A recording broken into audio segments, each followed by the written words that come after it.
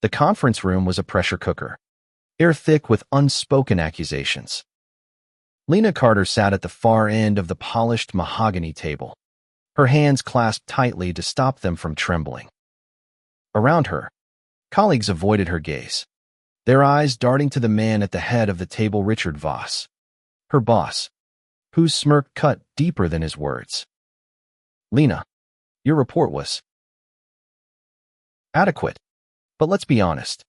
It's not what we expect from someone in your position. Maybe you're better suited for something less demanding." His voice dripped with condescension, and a ripple of nervous laughter spread among the team. Lena's jaw tightened, her dark eyes burning with a fire she couldn't let loose. Not here. Not now. For months, Voss had singled her out, his critiques laced with subtle jabs at her race, her upbringing, her very existence in this corporate tower in downtown Atlanta. Today's meeting was just another stage for his cruelty, and the audience played along. She forced a nod, her lips pressed into a thin line. The room felt smaller, the walls closing in as Voss leaned back, satisfied with his performance. Lena's mind raced, replaying every slight, every joke about her natural hair, every insinuation that she'd only gotten her marketing director role because of diversity quotas. She was 32, a black woman who'd clawed her way up from a small apartment in Decatur to this glass-walled empire, and yet Voss treated her like an imposter. Her colleagues, mostly white, stayed silent, complicit in their discomfort. Lena's chest burned with the weight of it all: humiliation, rage, and the suffocating need to prove herself. As the meeting ended, Lena gathered her papers, her movements deliberate to hide the storm inside. She stepped into the hallway, her heels clicking against the marble floor, when her phone buzzed. A text from her cousin. "Marcus, call me." Big news. She slipped into an empty break room, her heart still pounding from Voss's words, and dialed. Marcus's voice was low, urgent. "Lena, you sitting down? Aunt Clara's trust just closed a deal. They're buying out Voss's company. Carter Holdings is taking over." The words hit like a thunderclap. Lena's breath caught, her mind struggling to process. Her family are quiet, unassuming family owned the company now. The same company where she'd endured months of Voss's torment. She leaned against the counter, staring at the city skyline through the window. Atlanta gleamed under the midday sun, a city of contradictions, progress, and prejudice intertwined.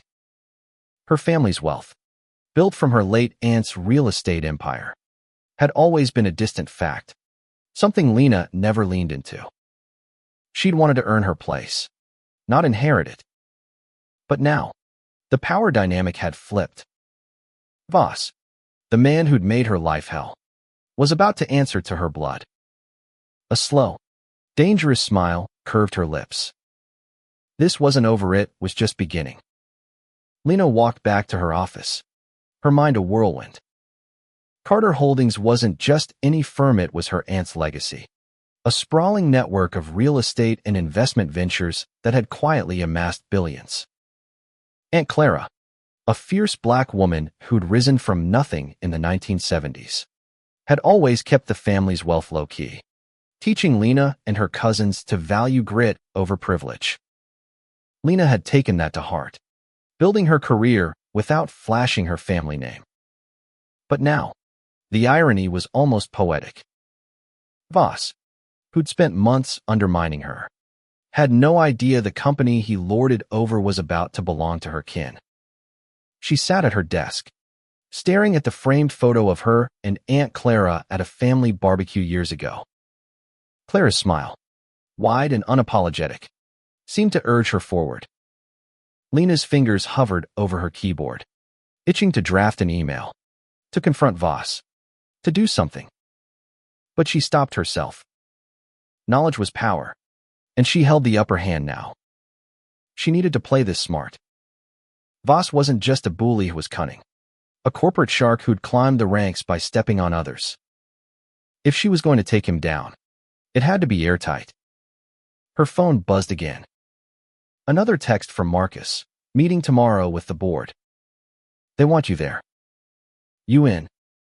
Lena's pulse quickened. The board. Her family's representatives.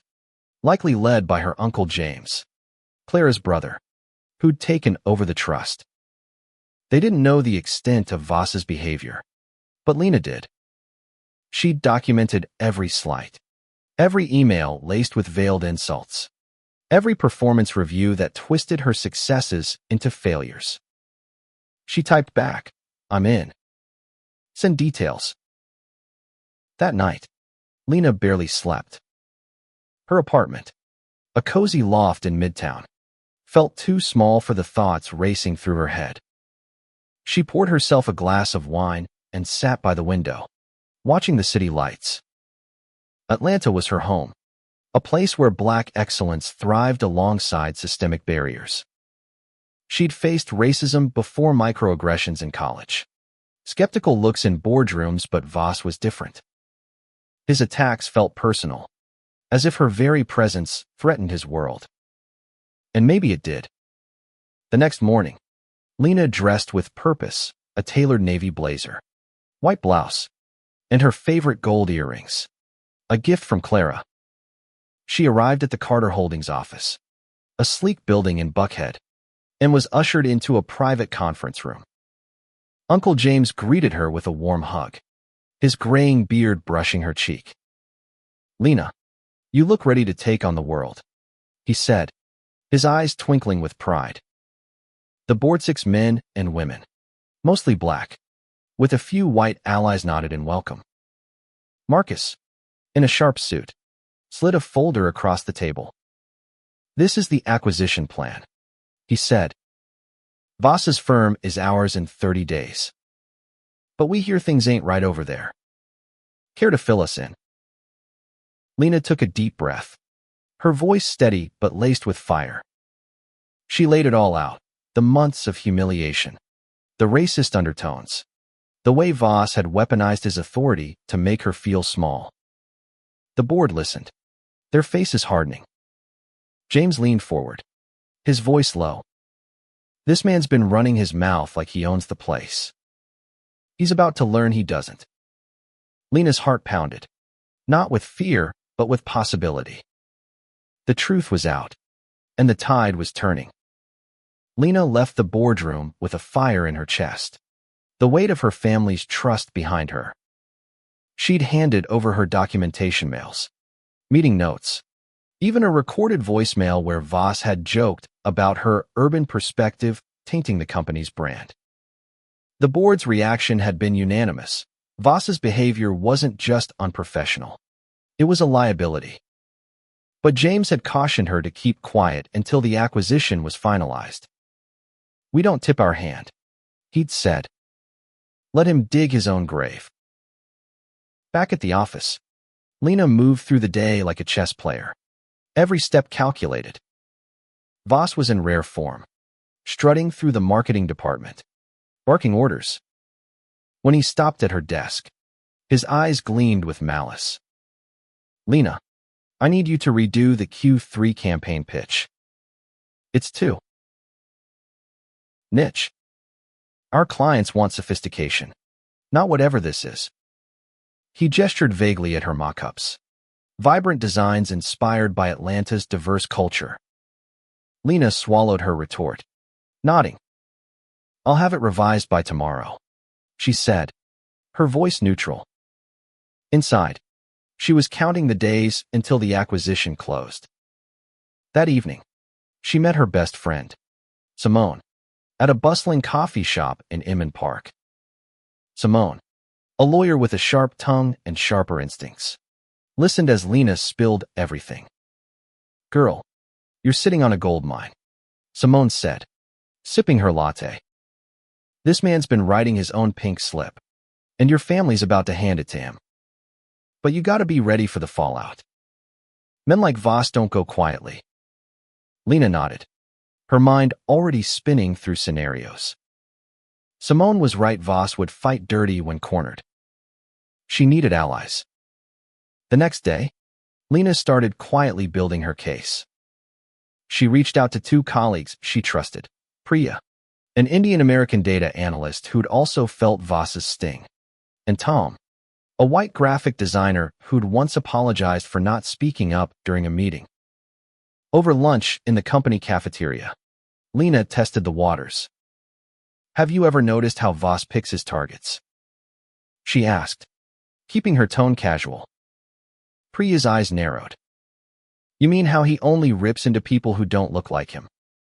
"Yeah, I've noticed." Tom shifted uncomfortably but nodded. "He's got a pattern. I've seen it with you, with Priya, even with the custodial staff. It's gross." Lena seized the moment. "If I had a way to hold him accountable, would you back me up?" Both hesitated, then agreed. It wasn't much, but it was a start. As the acquisition's closing date neared, tension in the office thickened. Rumors of a buyout began to circulate, though no one knew Carter Holdings was behind it. Voss, oblivious, doubled down on his power plays. During a team briefing, he publicly called out Lena's revised campaign, projecting her slides onto the screen and dissecting them with glee. "This is what happens when we prioritize flash over substance," he said, his eyes locking onto hers. The room went silent, the air heavy with secondhand embarrassment. Lena's heart raced, but she held his gaze, her voice steady. "I'll take your feedback into account, Richard." His smirk faltered at her use of his first name, a small act of defiance that felt like a spark. After the meeting, Priya pulled Lena aside. "I found something," she whispered, handing over a USB drive. "Emails between Voss and HR. He's been trying to build a case to fire you for performance issues." Lena's blood ran cold. The emails were damning Voss had fabricated complaints, twisted metrics, and even suggested Lena's cultural fit was a problem. It was a calculated move to push her out before she could fight back. But he didn't know what she knew. The USB drive was another piece of her arsenal, and she was ready to use it. That night, Lena sat at her kitchen table, spreadsheets and emails spread out before her. She was meticulous, cross-referencing dates, meetings, and Voss's lies. Her family's acquisition was a trump card, but she wanted more than a corporate takeover. She wanted justice. She wanted Voss to face the consequences of his actions, not just lose his job. She drafted a memo to the board, outlining a plan to expose him publicly during the acquisition announcement. It was risky, but Lena was done playing small. She sent the memo to James, who responded within minutes. "Bold, but I like it. We'll back you." The final days before the acquisition were a blur of strategy and secrecy. Lena kept her head down at work, enduring Voss's barbs while quietly rallying support. Tom and Priya spread word among other colleagues, planting seeds of dissent. The office buzzed with unease as the buyout rumors grew, and Voss's temper flared. He sensed something was coming, but he didn't know what or who. Lena, meanwhile, prepared for the showdown, her resolve hardening with every passing hour. The truth was her weapon, and she was ready to wield it. The acquisition day arrived like a storm breaking over Atlanta. The office was a hive of nervous energy, employees whispering in cubicles about the mysterious buyer. Lena arrived early, her navy suit crisp, her expression unreadable. She'd spent the weekend with Marcus and James, finalizing the plan. Carter Holdings would announce the takeover at a company-wide meeting, and Lena would take the stage to reveal Voss's misconduct. The board had approved her memo, and James had added a twist. They'd hired an independent auditor to review Lena's evidence, ensuring Voss couldn't worm his way out. At 10 a.m., the auditorium filled with employees, their faces a mix of curiosity and dread. Voss stood at the front, his usual swagger tinged with unease.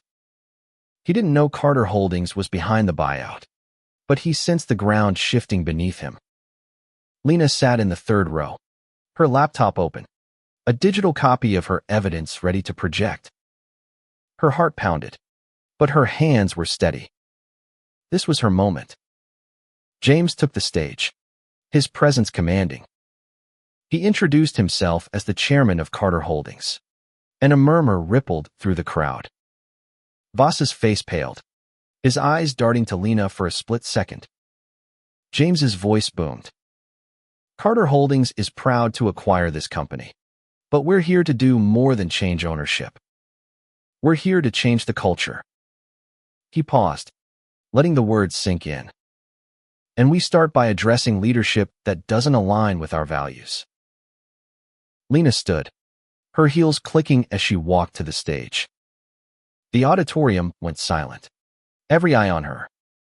She plugged her laptop into the projector, and a screen lit up with Voss's email she's fabricated complaints, his racist jokes, his attempts to sabotage her career. Gasps echoed through the room. Lena's voice was calm but razor-sharp. For months, I've been targeted by Richard Voss for one reason, because I'm a black woman who dared to excel in his world. These emails, these records, show a pattern of discrimination that has no place here. Voss leapt to his feet, his face red. This is absurd. She's fabricating this to save her job. His voice cracked, betraying his panic. Lena didn't flinch. She clicked to the next slide, a recording of Voss's voicemail, his voice sneering about her urban perspective. The room erupted in murmurs. Employees shifted in their seats, some nodding, others glaring at Voss. Priya and Tom stood up, adding their own accounts of his behavior. The tide was turning, and Voss was drowning in it. James stepped forward, his voice like steel. Mr. Voss, an independent auditor has reviewed this evidence. Your actions violate every principle of leadership and decency. Effective immediately, you're relieved of your duties. Security guards appeared at the auditorium doors, ready to escort him out. Voss's mouth opened, then closed, his bravado crumbling. He stormed toward the exit, but not before shooting Lena a look of pure venom. She met his gaze, unflinching. This wasn't just her victory, it was justice. As the auditorium cleared, employees approached Lena, some offering apologies, others sharing their own stories of Voss's cruelty. The weight of their support was overwhelming, but it also fueled her. The fight wasn't over. Changing the company's culture would take more than one dramatic moment. But for now, she'd struck a blow against the prejudice that had tried to break her. That evening, Lena sat with Simone at a rooftop bar, the Atlanta skyline glittering below. You were a badass today, Simone said, raising her glass. Lena smiled, but her mind was already on the future. Carter Holdings had given her a new role, interim chief diversity officer, tasked with rebuilding the company's culture. It was a chance to make real change, but it came with a weight of responsibility. She clinked her glass against Simone's, her resolve unshaken. The battle had just begun. The weeks following the acquisition were a whirlwind. Lena's new role as interim chief diversity officer thrust her into the spotlight, both within the company and beyond. Local news outlets in Atlanta picked up the story of Voss's ousting, framing it as a triumph over workplace discrimination. Social media buzzed, with hashtags like Justice for Lena trending on X. But not everyone was cheering. Some employees, loyal to Voss or wary of change, whispered about Lena's agenda, accusing her of playing the race card. The backlash stung, but Lena had expected it. Change never came without pushback. Her first task was to conduct a company-wide audit of workplace practices, She worked with Priya and Tom, who'd become her closest allies, to gather employee feedback anonymously. The results were sobering: stories of microaggressions, unequal promotions, and a culture of fear under Voss's reign. Lena presented the findings to the board, proposing mandatory diversity training, revised hiring policies, and a zero-tolerance stance on discrimination. James backed her fully, but some board members hesitated, citing costs and optics. Lena pushed back, her voice firm. Optics didn't stop Voss from targeting me. Doing what's right isn't optional. Outside the office, Lena faced a different kind of pressure. Her family's wealth, once a quiet fact, was now public knowledge. Old friends reached out, some with congratulations, others with veiled resentment. At a family dinner, Marcus pulled her aside. "People are talking. Lena, some think you orchestrated this to take down Voss." Lena's eyes narrowed. "Let them talk. I didn't ask for the acquisition, I just used the truth." Marcus nodded, but his warning lingered. Perception could be as dangerous as reality. Meanwhile, Voss wasn't gone for good. Word spread that he'd hired a lawyer, claiming wrongful termination and defamation. Lena wasn't surprised. It'd always been a fighter, just not an honorable one. She met with Carter Holdings' legal team, who assured her the evidence was ironclad. Still, the threat of a lawsuit loomed, a reminder that Voss wouldn't go down without a fight. Lena doubled down, working late nights to strengthen the company's case, her desk littered with legal pads and coffee cups. One evening, as she left the office, she found a note slipped under her door. "You'll regret this." No signature, but the handwriting was unmistakably Voss's. Her stomach churned, but she refused to be intimidated. She reported the note to security and James, who increased her protection. "He's desperate," James said. "Desperate men make mistakes." Lena nodded, but the note stayed with her, a shadow she couldn't shake. As spring turned to summer, Lena's initiatives began to take root. The diversity training sessions, though initially met with skepticism, sparked real conversations. Employees shared stories, some tearful, others angry, about their experiences. Lena listened, her presence a quiet anchor. She also launched a mentorship program for underrepresented employees, pairing them with senior leaders.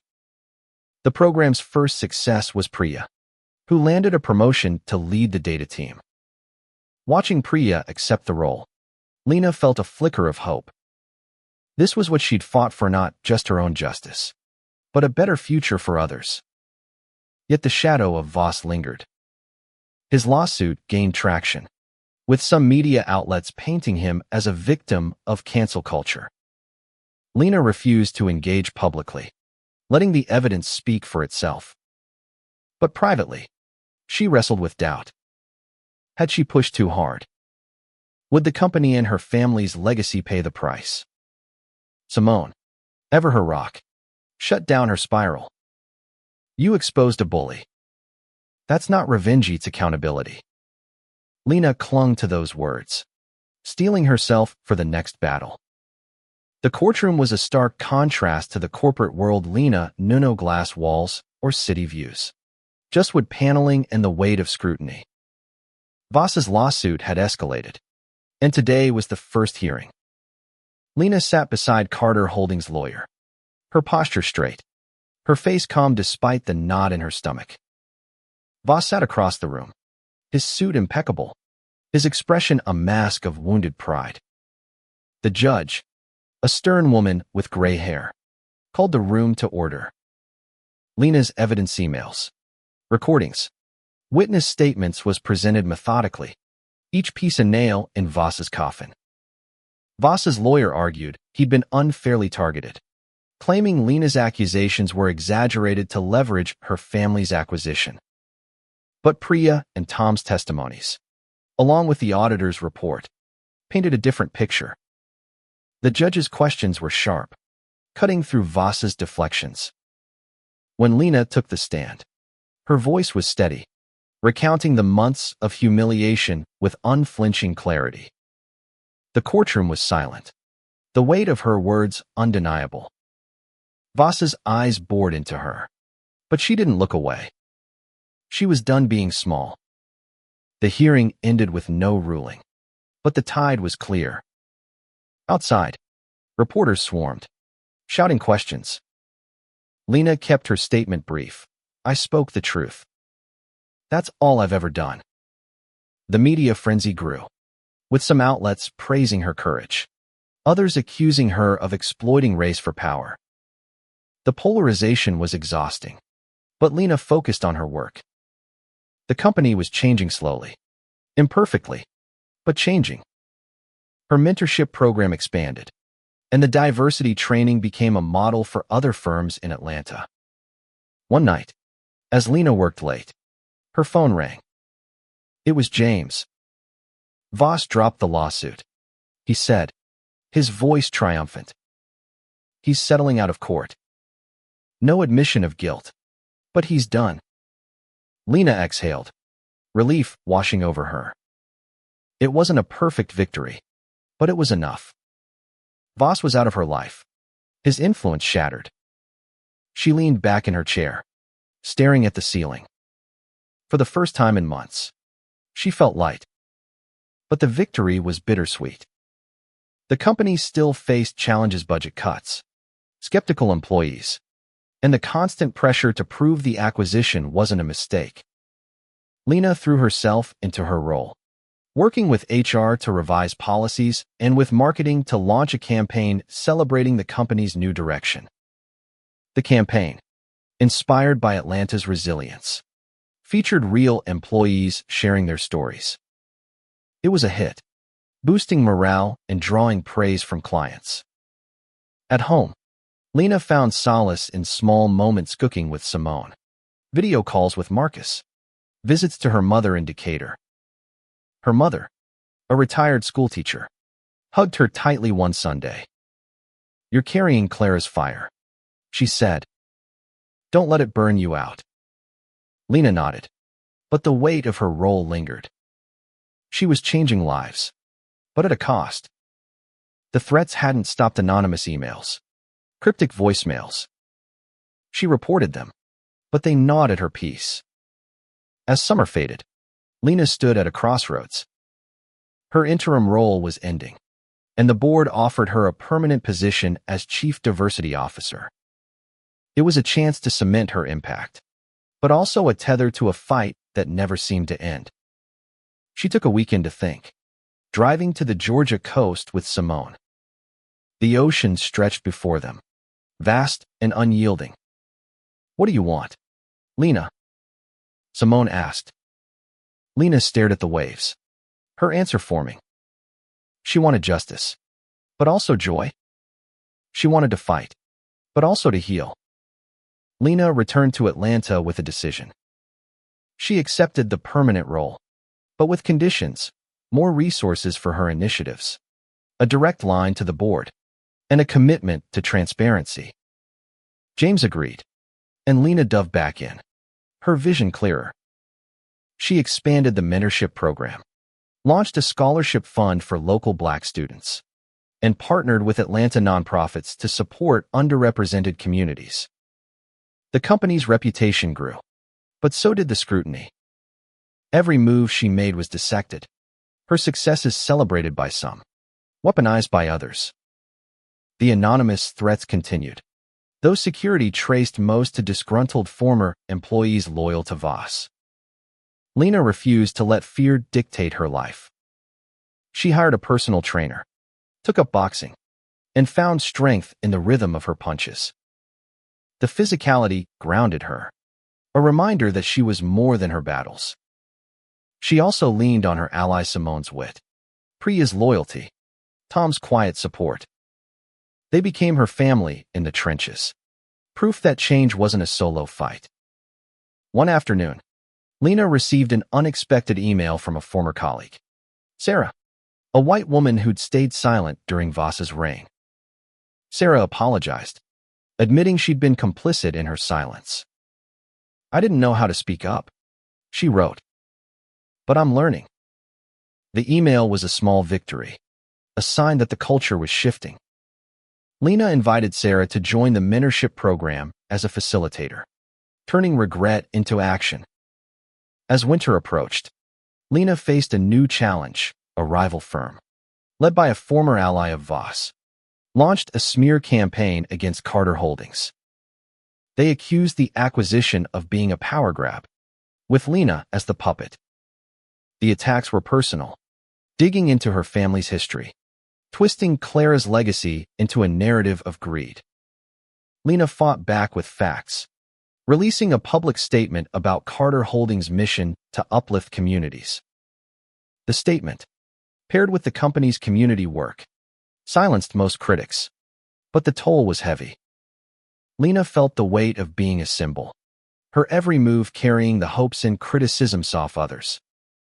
At a company gala, Lena took the stage to announce the scholarship fund's first recipients.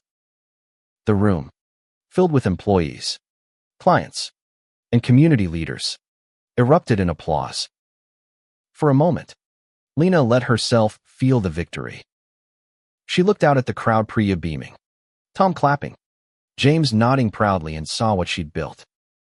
Not just a company, but a movement. The road ahead was long, but she was ready. That night, as she drove home, Lena's phone buzzed with a text from an unknown number. "You won't last." Her heart sank, but she didn't flinch. She forwarded the text to security and kept driving, the Atlanta skyline a reminder of her roots. She was Lena Carter, daughter of Decatur, heir to Clara's fire. No threat could dim that. The new year brought a shift. Lena's initiatives were gaining national attention, with business journals praising Carter Holdings as a model for corporate accountability. But the spotlight came with pressure. Every decision, hiring, promotions, even public statements, was scrutinized for bias, fairness, or hidden agendas. Lena navigated it with grace, but the constant vigilance wore on her. She confided in Simone one night, her voice heavy. "Sometimes I wonder if I'm fighting for change or just surviving it." Simone squeezed her hand. "You're doing both. That's what makes you unstoppable." Lena's next battle was internal. Some board members, wary of the company's rapid changes, pushed for a slower pace. They argued that Lena's reforms were alienating clients who preferred the old ways. Lena countered with data. Employee retention was up, client satisfaction was steady, and the company's stock was climbing. Her passion swayed them, but the tension lingered. Change was a tightrope, and Lena was walking it alone. Outside work, Lena found balance in small rituals: Sunday dinners with her mother, early morning runs through Piedmont Park, late-night talks with Marcus. Her cousin had become her strategist, helping her navigate the corporate and public arenas. When a rival firm offered Lena a lucrative job to jump ship, Marcus was the first to call her out. "They want your shine, not your soul," he said. Lena declined the offer, her loyalty to Carter Holdings and her familiarity shaken. The threats, though fewer, didn't stop. Security traced one to a former colleague of Voss's, now working for the rival firm. Lena pressed charges, a decision that sparked debate on X. Some called her vindictive, others hailed her as a hero. She stayed above the fray, focusing on her work. The scholarship fund grew, and Lena personally mentored 2 recipients, both Black women from Atlanta's underserved neighborhoods. Their ambition reminded her of herself at their age: hungry, determined, underestimated. As spring bloomed, Lena faced a personal reckoning. The fight against racism, both overt and subtle, had defined her career, but it was also draining her. She booked a therapy session, her first in years, and found herself unraveling the toll of the past months. The therapist, a black woman with a gentle but direct approach, helped Lena name her exhaustion, the burden of being a trailblazer.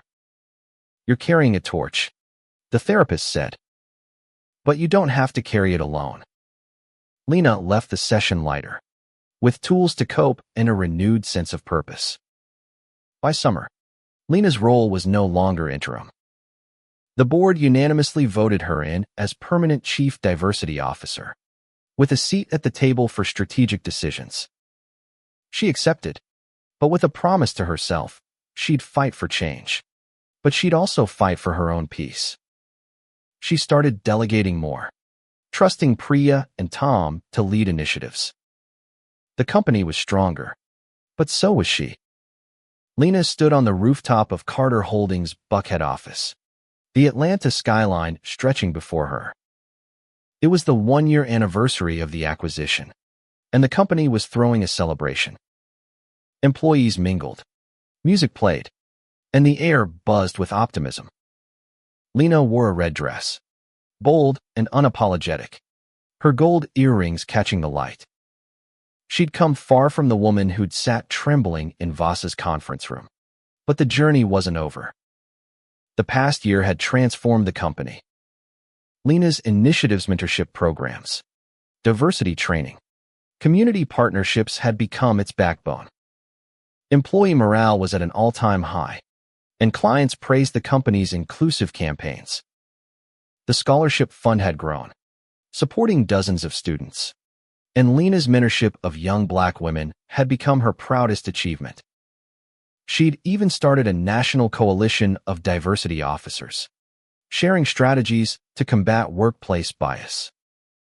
But the victory wasn't without scars. The threats had dwindled, but they'd left their mark. Lena carried a quiet vigilance, a reminder of the cost of speaking truth.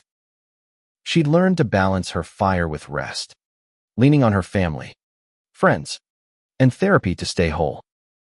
Simone, standing beside her now, raised a glass. To Lena Carter, the woman who took down a giant and built something better. The crowd cheered, and Lena smiled, her heart full. James took the stage, his voice warm. "A year ago, we took a risk. Lena showed us what was possible when you fight for what's right. This company isn't just ours, it's hers." He handed her a plaque, engraved with her aunt's name and the words, "Legacy of Courage." Lena's eyes welled up as she accepted it, thinking of Clara, whose strength flowed through her. As the night wound down, Lena slipped away to the edge of the rooftop, staring at the city she loved. Atlanta was a tapestry of struggle and triumph, a place where history and hope collided. She'd faced racism, doubt, and fear, but she'd also found her power. The fight against prejudice would continue, systemic, relentless, exhausting, but Lena was ready. She wasn't just surviving. She was thriving. She thought of the scholarship recipients, the employees who'd found their voice, the culture she'd helped rebuild. This was her legacy, not just Clara's. As the city lights twinkled below, Lena made a silent promise to keep fighting, to keep healing, to keep rising. The world wasn't perfect, but it was better because she refused to back down. And that was enough for now.